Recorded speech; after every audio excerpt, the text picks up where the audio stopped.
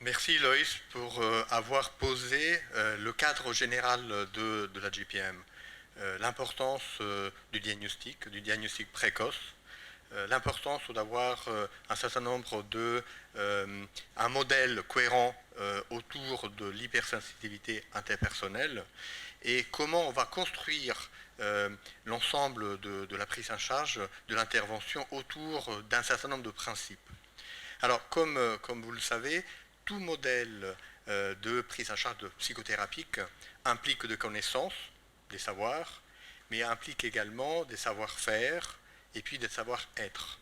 Et évidemment, la prise en charge, l'intervention autour des troubles de la personnalité va impliquer des connaissances, des choses qu'on va faire, des principes sur lesquels on va s'appuyer, mais aussi une pratique et une manière d'être en relation avec le patient, avec cette idée d'être à mesure, de se mettre au maximum à la place de l'autre, voir le monde de son point de vue, c'est-à-dire être capable de rencontrer de manière empathique le patient là où il se trouve. Alors, la GPM, le GPM est une intervention basée sur des principes, pas sur des procédures. On a des points de repère qui vont évidemment s'adapter aux différents contextes. Et donc, je vais vous donner quelques éléments de ces principes. Il y a 8 principes qu'on utilise dans le cas du GPM qui vont nous guider au quotidien dans notre pratique. Alors, vous l'avez bien entendu, le premier point, c'est qu'il faut poser un diagnostic. Un diagnostic de trouble de la personnalité et doit faire partie de l'évaluation clinique de routine des patients que nous rencontrons. Alors, Loïs l'a évoqué, d'abord, pas seulement ceux qui ont l'ensemble des critères diagnostiques qui permettent de poser un diagnostic selon les critères du DSM, mais on sait que des patients qui ont 3 critères ont déjà une évolution à devenir qui est plus compliquée et donc qui justifie une intervention précoce. Mais on doit quand même ajouter l'idée quand même globalement que dans le cas du GPM, si nous avons une position qui est une position médicale de considérer que c'est un trouble comme le diabète, comme un autre trouble, nous n'avons pas une position ontologique autour du trouble, comme si c'était une existence comme les idées platoniciennes dans le ciel. C'est quelque chose qui est une manière d'organiser notre manière de voir le patient et au patient de comprendre, d'avoir une certaine cohérence de pourquoi certaines choses s'expriment. Donc, informer le patient des éléments, des connaissances scientifiques qu'on a autour du trouble, c'est important pour permettre au patient d'avoir une vision de ce qui se passe, une trajectoire de devenir, quelles sont les choses sur lesquelles il peut agir, et donc inscrire la prise en charge dans une cohérence et une perspective de devenir. Donc cela est essentiel et je pense que c'est l'un des points sur lesquels nous avons probablement à évoluer dans nos pratiques quotidiennes. Ce qui peut s'appuyer ou pas sur des manières plus ou moins formalisées. La clinique des patients, une clinique, on le verra pour le diagnostic, permet avec des observations, des informateurs multiples, l'adolescent lui-même, les parents, les environnements plus élargis, d'avoir un certain nombre d'informations qui nous permettent de rentrer dans le cœur des difficultés que le patient rencontre. Et également, le fait de le formuler d'une façon compréhensible. Alors, Loïs a présenté le modèle de l'hypersensibilité interpersonnelle. C'est un modèle qui a pu être décliné dans différents modèles graphiques. Évidemment, il faut adapter ça à l'adolescence, à la capacité qu'il a de comprendre les choses, utilisant son langage, utilisant les choses qui parlent à l'adolescent. Et on a, dans le cadre de la GPM, développé un certain nombre de scripts qui peuvent nous aider à traduire et à transmettre cette information autour de qu'est-ce que l'hypersensibilité interpersonnelle à l'adolescent pour qu'il comprenne de façon personnelle le type de problématique qu'il rencontre. Donc un discours, un langage simple qui peut s'appuyer aussi sur tous les moyens, que ce soit des dessins et d'autres structures de communication. Parce que la communication, évidemment, est essentielle dans le cadre de ces problématiques. Alors, Donc, il est clair qu'un deuxième point essentiel dans le cadre de l'approche GPM, un deuxième principe, c'est que la psychoéducation fait partie de la base de la prise en charge de ces adolescents. Et donc, essayer d'informer sur les symptômes, les causes, l'évolution du trouble, les traitements possibles sont essentiels. Parce que ce qui permet un engagement dans les soins. Ce que nous cherchons à obtenir, c'est une position active, participative, autant de l'adolescent que de l'environnement, et qu'il faut que l'adolescent ait compris les enjeux. Évidemment, il a besoin que ses objectifs soient au premier plan pour s'engager dans les soins. Et donc, il est essentiel qu'il y ait une information qui peut être plus ou moins formalisée, et elle peut être un début de prise en charge, mais elle peut être faite pendant toute la thérapie. Et en effet, toute opportunité en psychothérapie ou dans la prise en charge, dans l'intervention, est une occasion possible de faire de la psychoéducation, c'est-à-dire aider le patient à acquérir une plus grande maîtrise, une connaissance de son fonctionnement, de quels sont les enjeux et comment il peut faire pour essayer d'améliorer son parcours. C'est pour ça que nous pouvons proposer des rencontres avec les parents spécifiques et avec l'adolescent dans lesquels on essaye de présenter le modèle, les éléments qu'on connaît du trouble. Mais on peut proposer des ateliers de psychoéducation plus ou moins réguliers, plus ou moins structurés. Avec l'idée quand même que ce qui est important, c'est non pas seulement rester en contact avec l'adolescent lui-même, mais avec les autres environnements. Et il est important également de partager un certain nombre des difficultés et des connaissances qu'on a autour du trouble avec les environnements à l'extérieur, comme par exemple l'école. Évidemment, sans forcément donner le diagnostic, on sait que c'est toujours délicat de donner un diagnostic ou des informations médicales à des intervenants à l'extérieur, mais aider les intervenants, par exemple scolaires, à comprendre comment un adolescent fonctionne, quels sont les enjeux, quelles sont les fragilités, ses vulnérabilités, ses déclencheurs qui, d'un seul coup, donnent l'impression que l'adolescent a changé complètement de fonctionnement, alors que les choses pouvaient se passer autrement avant. Et ça, on peut le faire donc en restant en contact avec l'adolescent, mais également avec son environnement le plus proche, comme les pairs, les amis. Alors, on n'a pas l'habitude de travailler avec les amis, les proches, et c'est quelque chose probablement qui nous enlève un outil essentiel, un levier essentiel, probablement ce qui passe par l'environnement autour de l'adolescent, sa vie, ses échanges, ce qui lui permet de construire son identité, est essentiel, et pouvoir informer aussi l'environnement plus élargi, impliquer l'environnement plus élargi, est un élément clé de la manière d'accompagner ces adolescents. Alors, il y a un certain nombre d'outils qu'on peut utiliser, de support de formation. Par exemple, l'association Connexion Familiale, qui a un site français, mais il y a un site aussi aux États-Unis, en lien avec la National Alliance pour les troubles de la personnalité borderline, qui offre énormément de données, de documents qui ont été réalisés par des experts et qui permettent aux personnes de s'approprier des éléments les plus actualisés des connaissances. Donc je vous invite à aller sur ces sites et les transmettre aux proches, parce qu'ils peuvent non seulement apprendre et comprendre le fonctionnement, mais également retrouver des ressources, voire une communauté d'autres personnes qui partagent les mêmes difficultés. Aux États-Unis, en Angleterre, il existe un site magnifique fait par le centre Anna Freud qui permet de donner un certain nombre d'éléments, de documents à transmettre aux parents.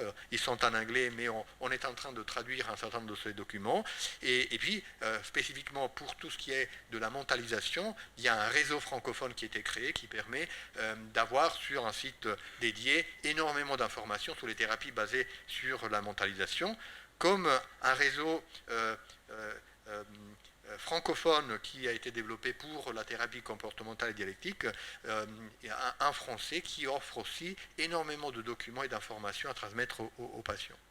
Alors, ce qui est actuellement dans le monde entier de exceptionnel, c'est le site du projet R, en Australie, qui est une mine exceptionnelle d'informations pour les professionnels, pour les adolescents, pour les parents, pour les intervenants scolaires, avec énormément de documents, de formations online, de documents qui permettent vraiment de s'approprier du sujet avec un langage adapté aux professionnels ou aux familles qui interviennent. Alors, là aussi, tout est en anglais, mais on est en train de traduire et d'adapter un certain nombre de ce documents et qui seront disponibles sur les différents sites que j'ai indiqués. Alors, un troisième principe important, c'est que dans cette thérapie, on est actif.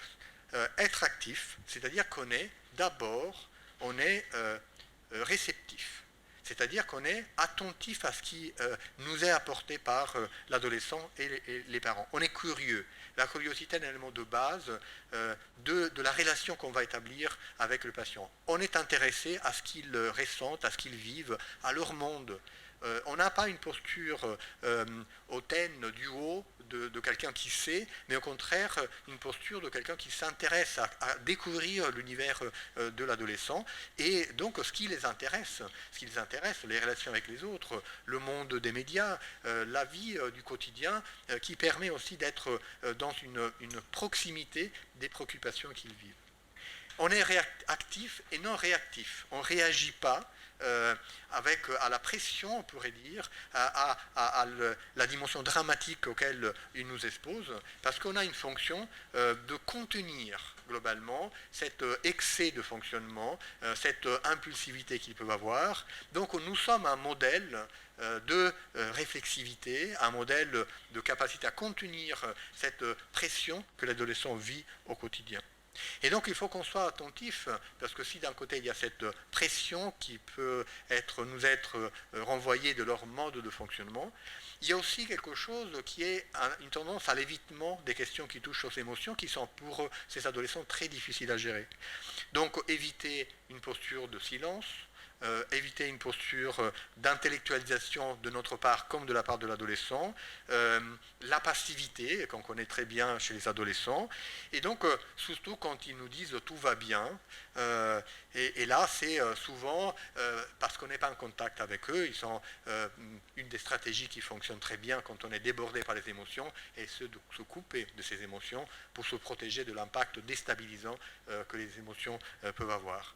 C'est pour ça qu'il faut être actif, il faut être curieux, il faut parfois être irrévérencieux, un peu provocateur, plaisanter avec eux, utiliser l'humour, la créativité, les titiller, c'est-à-dire qu'on n'est pas dans des thérapies dans lesquelles on attend, on est en attente, mais au contraire on les engage, et on les engage, mais on s'engage aussi. Ces thérapies, on est bien engagé personnellement dans la situation. Et donc, souvent, les adolescents ont besoin de cette aide pour activer leur capacité à réfléchir, à mentaliser, à communiquer, notamment quand les émotions sont difficiles. Et donc, évidemment, nous allons travailler, c'est l'un des points clés, sur les situations de crise, sur les vulnérabilités importantes, mais il y a aussi tout un équilibre autour de leur vie classique, simple, un échange qui est basé sur les intérêts qu'ils ont, et ce qui fait de leur vie, en dehors de la thérapie, une clé essentielle. On pense que quand même les thérapies, le patient ne doit pas aller bien avec nous en thérapie, il doit aller bien dans sa vie, à l'extérieur, et c'est là qu'il faut parfois l'accompagner. Un autre principe important, c'est donc qu'il faut se concentrer sur les situations de vie, sur leur vie à l'extérieur de la thérapie. On dit, et c'est une phrase que John Gunderson disait souvent, le travail avant les relations sentimentales. Avec les adolescents, on dirait l'école avant les relations sentimentales.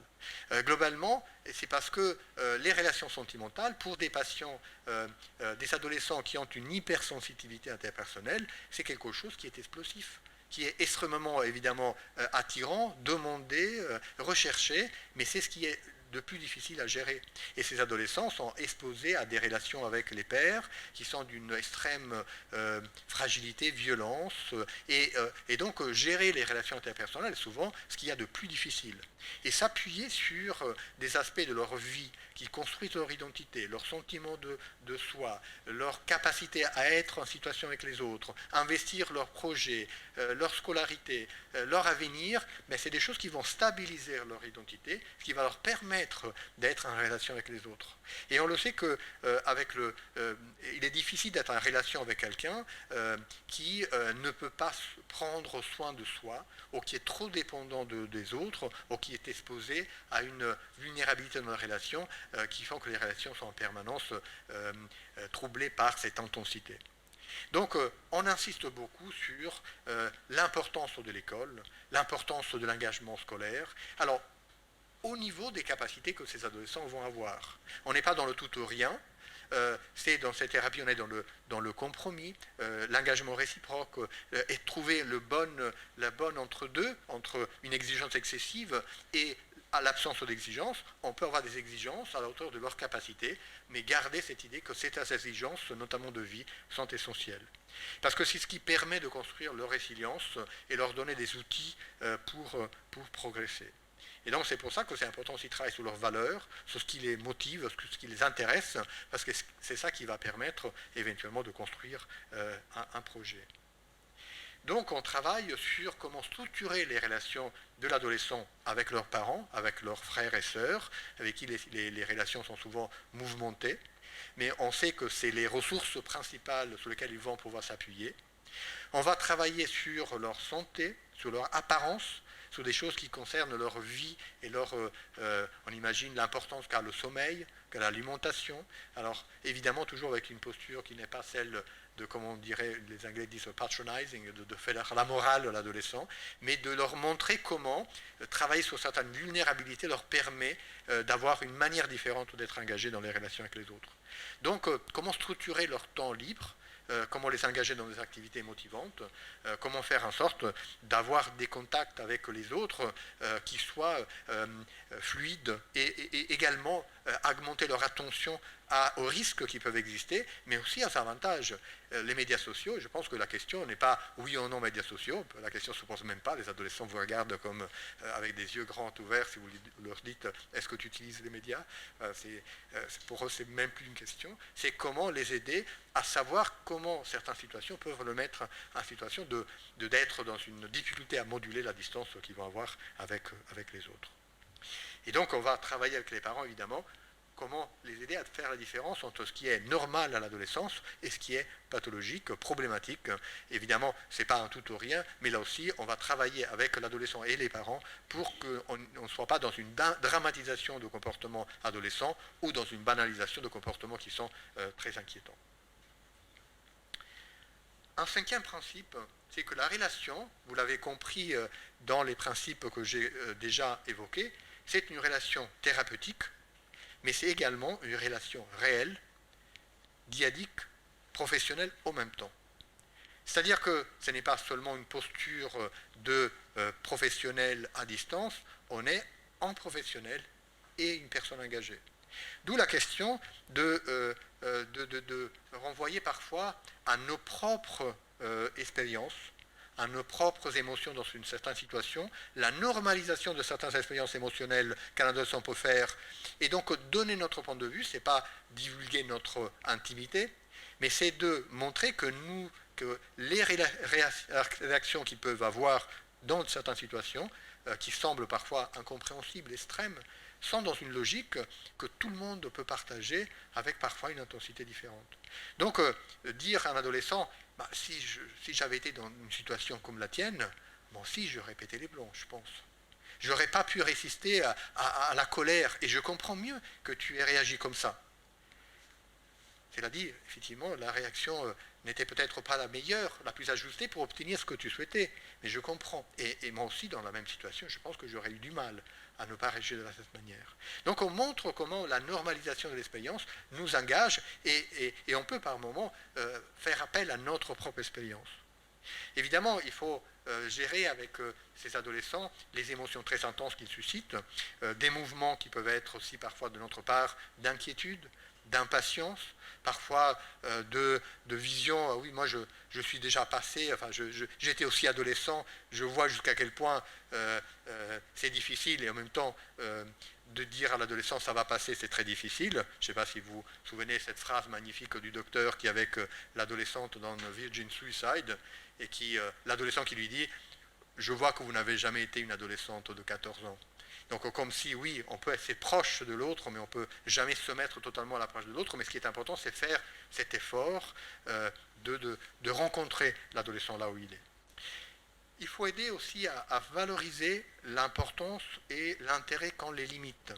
Les limites non comme des contraintes ou quelque chose qui empêche l'autre de réaliser ce qu'il souhaite, mais la limite comme quelque chose qui est structurant, qui aide à avoir des repères. Et donc c'est évidemment une négociation. Et on sait que dans l'idée, ce qu'on reprend souvent dans la formation connexion familiale, la question n'est pas de gagner dans un conflit avec l'adolescent, mais que tout le monde gagne et que la limite soit quelque chose qui devient un élément partagé. Et donc c'est pour ça que tout ça doit être fait avec une posture qui est une posture empathique, mais également une posture d'ouverture et de disponibilité, même à se remettre en jeu quand ça ne marche pas. Et en effet, il faut important dire que ces thérapies, Loïs l'a dit au début, doivent donner de l'espoir, doivent engager le patient dans le changement. Et donc l'absence de changement est un signe que quelque chose ne va pas. Et donc, on sait que quand on a une prise en charge structurée, organisée selon certains principes, les situations évoluent, progressent. C'est les données des études qui le montrent, et les données de la clinique. Donc, quand ça n'évolue pas, c'est un indice que quelque chose ne va pas dans la bonne direction. Ce qui veut dire remettre en question ce qu'on fait, ensemble avec le patient, et il y a là un certain nombre d'éléments qui peuvent être l'objet d'une analyse, mais on peut à un moment dire, on ne va pas continuer une thérapie qui ne marche pas. Alors, on pourrait dire, dans un dispositif, dans une situation actuelle où on a très peu de professionnels, trouver un professionnel, une fois qu'on l'a trouvé, on est tellement content qu'on se dit on reste avec celui-là. Et nous-mêmes, on dit souvent, restez avec votre thérapeute, mais il faut aussi, de l'autre côté, penser quand même que certains prises en charge ne sont pas suffisamment étayants, structurés, adéquates, et que parfois il faut être capable aussi de dire dire aux familles, aux patients, que peut-être ce type de thérapie ne semble pas adapté à la situation, ou qu'il faut qu'il soit réévalué, restructuré autrement, pour répondre à un certain nombre de critères qui permettent de faire évoluer l'adolescent. Et donc il y a toujours cette question, pousser trop vers une indépendance, une autonomie, ou garder un contrôle excessif en tant que parent, mais aussi en tant que thérapeute, est un risque qu'on peut rencontrer avec ces adolescents. Alors il y a un septième principe qui est celui de la responsabilité. Loïs l'a évoqué tout à l'heure, nous ne faisons pas les choses à la place des autres. Un médecin qui s'occupe de diabète donne un certain nombre d'indications sur comment il faudrait s'engager pour aller au mieux. C'est une posture qu'on doit également avoir, c'est-à-dire que nous proposons un certain nombre de stratégies sur ce qui est utile, mais on ne peut pas faire à la place de l'adolescent. Il faut que l'adolescent s'approprie, comme les familles doivent s'approprier, pour répondre à des besoins que les adolescents et les parents et les familles ont. Donc ce n'est pas à nous d'établir les priorités, c'est aux familles elles-mêmes, c'est à l'adolescent lui-même. Évidemment, ce n'est pas quelque chose qui se fait d'un moment à l'autre, mais la posture qu'on a de ne pas dire quoi faire, mais plutôt ouvrir des connaissances et des possibilités, permet de construire quelque chose qui soit réellement partagé et engager la responsabilité du patient et aussi augmenter la chance que le patient puisse bénéficier et utiliser les supports, les propositions qu'on peut leur faire.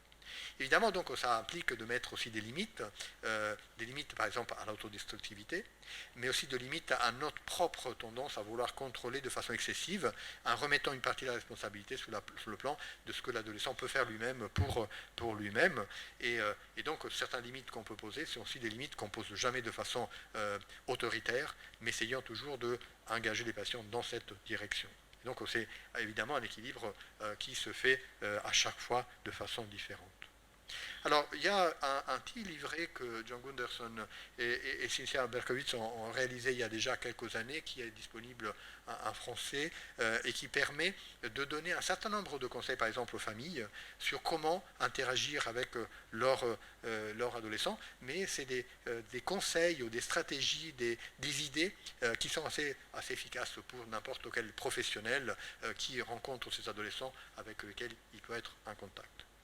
Alors, je vais vous montrer une petite vidéo de John Gunderson. C'est une occasion aussi de voir comment il travaillait, comment il nous a transmis une manière de travailler, mais également aussi voir le style qu'il peut avoir, qui est parfois un style qui est très différent du style un peu classique, un peu paternaliste qu'on a pu avoir, avec une manière assez directe d'interagir, tout en se mettant un doute, en question, et en même temps gardant des principes sans se départir de certains principes, comme on l'a dit, de fait d'être actif, de mettre la responsabilité dans quelque chose de partagé, d'évoquer quand même des choses qui sont importantes et qu'on ne va pas abandonner, notamment au moment où la tension monte, parce que c'est ce qui se passe avec ces adolescents. À partir du moment où la tension monte, on a tendance à changer notre manière de faire, et ce qui nous aide ce que nous aide de ces thérapies, c'est d'avoir quand même une boussole, notamment dans les situations difficiles. Alors je vais vous mettre la vidéo dans l'autre ordinateur parce qu'il y a une traduction,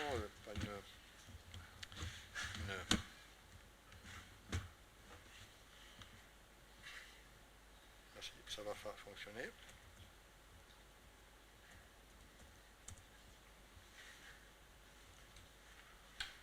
Alors.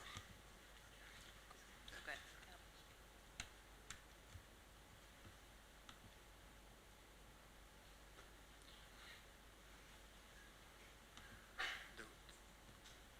This is sound. You hitting the one with the managing the anger. Yeah.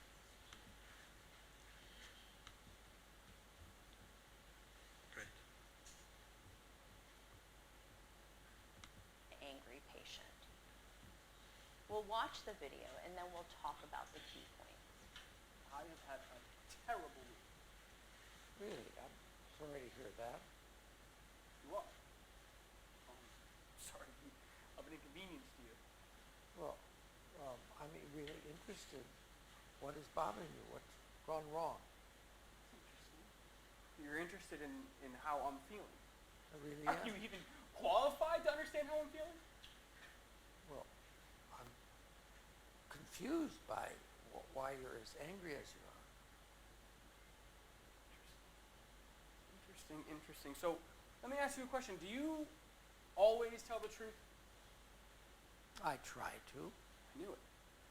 You knew it. I knew it What? because, you know what? If you lived in my life, if you grew up the way I grew up, your life wouldn't be so fucking perfect, all right? You wouldn't have this perfect job, this perfect Al. office, that stupid painting you have on that wall. Al, let's take a step back. What's going on here? You know, borderline personality disorder, it's a very tricky thing, and I want a doctor who can actually fucking help me, and I don't think you can. I need a real doctor who knows what the hell they are doing. Yeah. Well, something has happened where I have offended you and I don't understand what that's about. I want you to guess what it is. No. I've already put my foot in my mouth once, and I don't even understand how I did it. Well, since you told me that everything you say is the truth, last week you said that if I didn't get a job, I'd be nothing. I already feel less than nothing. How do you think that makes me feel? How do you think that would make you feel? Well, I think I didn't intend to suggest that you're nothing. I think we were talking about you're getting a job. I feel like nothing. And when you tell me that, it makes it worse. Do you Well- not understand that? I understand that I have offended you, and I'm sorry. I'm sorry. Yeah. Sorry, everyone's sorry. I think you're a fine person, and I like working with you. And I'm sorry that I said something that you found so offensive. Yeah. I think you don't believe me. No, not really. I was encouraging you, for the purposes of your self-esteem, to get a job. Here we go again. We have a fucking job. And I'm sorry the way I put it. I'm sorry that I offended you last week. What I said, I said in a stupid way, but I stand by my position that you need to get a job. Here we go again. The reason I say that is because a job provides you a source of self-esteem that'll make it more possible for you to stabilize your relationships, where you can take care of yourself. And when you can do that, you're going to make a better partner. I know that we've talked a lot about your goals in life, to find a partner with whom you can have a stable and satisfactory relationship. A job is an intermediary step in getting there.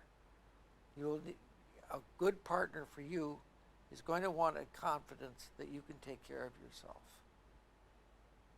As you see in this video,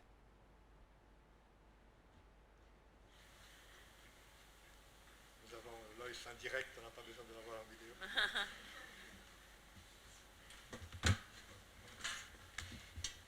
Alors, il y a un élément très important dans cette vidéo de John Gunderson, c'est que transmettre un message clair que les relations ont des moments de difficulté. Il y a des tensions, il y a des malentendus, il y a des erreurs qu'on peut faire, et qu'il est essentiel qu'on peut réparer ces erreurs, et que cette réparation permanente de ces malentendus est au cœur du travail qu'on fait avec les patients. Alors je vais...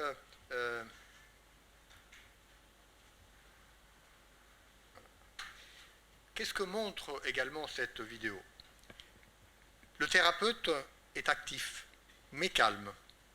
Et donc il soutient le patient sans être activé par l'activation émotionnelle que le patient a en lui-même et qui a tendance à nous transférer. On est facilement activé émotionnellement nous-mêmes et on peut fonctionner parfois un miroir et augmenter le niveau d'émotionnalité, ce qui réduit notre capacité à être réflexif.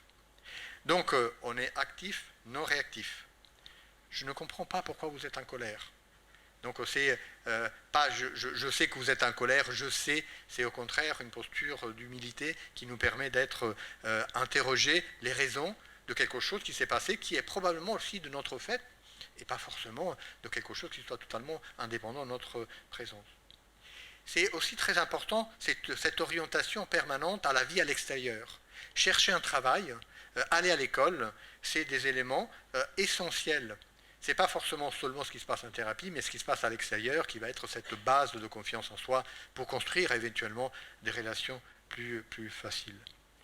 C'est une relation diadique, on assume une partie de la responsabilité. Je suis désolé si j'ai dit quelque chose de bête ou si je l'ai dit d'une manière qui n'était pas du tout dans l'intention de vous blesser. J'ai fait une erreur, je prends conscience de l'impact que ça a eu sur vous. C'est ne pas dire que le patient réagit de façon incompréhensible, parce qu'on joue une partie de ce qui se passe chez le patient vient de notre posture qu'on peut partager, reconnaître comme ayant participé à la dysrégulation que le patient a rencontrée. Et évoquer les erreurs qui sont inévitables, qui sont utiles et réversibles. Utiles parce que c'est probablement au moment où on répare des malentendus, des erreurs, que la confiance qu'on a entre nous et le patient augmente d'intensité. Corriger les erreurs est ce qui est probablement un élément clé de toute thérapie. C'est une thérapie dans laquelle il y a du soutien, il y a de la validation de l'expérience du patient, de ce que le patient essaie de faire avec toute sa énergie, malgré la difficulté qu'il peut avoir. On valide le besoin qu'il a à un certain moment de mettre en place des comportements qui sont évidemment problématiques, mais on valide cette expérience pour un peu se mettre à la place de l'autre. Et puis, en permanence, construire un récit temporel, mais aussi un récit à aider, et c'est toute une partie de la narration biographique, autobiographique, qu'on va aider le patient à mettre en place. Donc, l'approche thérapeutique JPM, pour résumer, la psychoéducation est un élément essentiel et John Gunderson l'a fait à deux moments différents. Pourquoi il a dit quelque chose? En quoi faire quelque chose a une utilité par rapport à ce qu'on sait de comment les choses évoluent dans un type de trouble de ce type. Les facteurs non spécifiques sont essentiels. La fiabilité, l'écoute, la préoccupation, la curiosité, cette relation essentielle de spontanéité et de dimension réelle de l'interaction de la dimension thérapeutique. Évidemment, tout ce qui est relationnel est au cœur de ces thérapies. Il y a une dimension d'attachement qui est évidente, mais surtout la confiance qui va se construire progressivement et qui est en permanence problématique chez des patients qui ont des expériences complexes de méfiance des relations interpersonnelles. Avec l'idée que le changement est quelque chose qu'il faut viser, il faut conseiller les patients, les aider, les exhorter à mettre un pas de changement dans leur vie qui va être un élément essentiel de leur progrès. Et puis il y a un pragmatisme. Un pragmatisme, chaque patient est différent et la théorie s'adapte à des principes et non à des procédures qui seraient tous pour les mêmes pour tout le monde. Donc, pour ceux qui ont un peu de connaissance des différents modèles, c'est des choses qui sont relativement connues, mais c'est important d'évoquer comment le GPM est au cœur d'un certain nombre de modèles qui prend donc de la DBT, le fait de donner des devoirs à la maison, parce que le changement se fait dans la répétition de ces expériences et des pratiques dans la vraie vie. Le fait qu'il y a des problèmes qu'on peut résoudre par des stratégies, ce qui est en lien avec les stratégies cognitivo-comportementales de régler des problèmes par des étapes, le fait que la vie et avoir une vie est un élément essentiel, une vie qui vaut la peine d'être vécue, comme dit Marshall Linehan, mais la vie, tout court, c'est le fait d'avoir une motivation qui nous permet de nous engager dans une thérapie, et puis que parfois on est dans des extrêmes et qu'il faut être capable de gérer les extrêmes. Tout ça vient de la DBT. Mais vient de la MBT, de la mentalisation, la question de cette posture de non-savoir du thérapeute, de curiosité, d'attention permanente à l'attachement, à la qualité de l'attachement, et des doutes sur le fait que nous, ce que nous savons, est juste une hypothèse, une proposition qu'on va échanger avec le patient.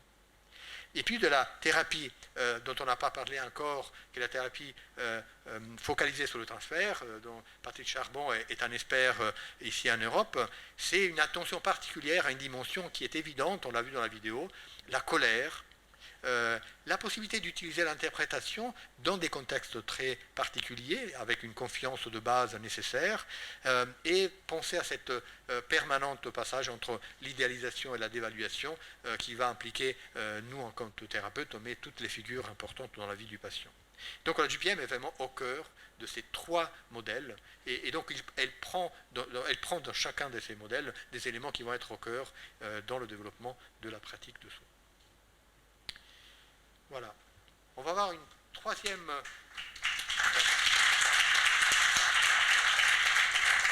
On va rentrer dans un troisième...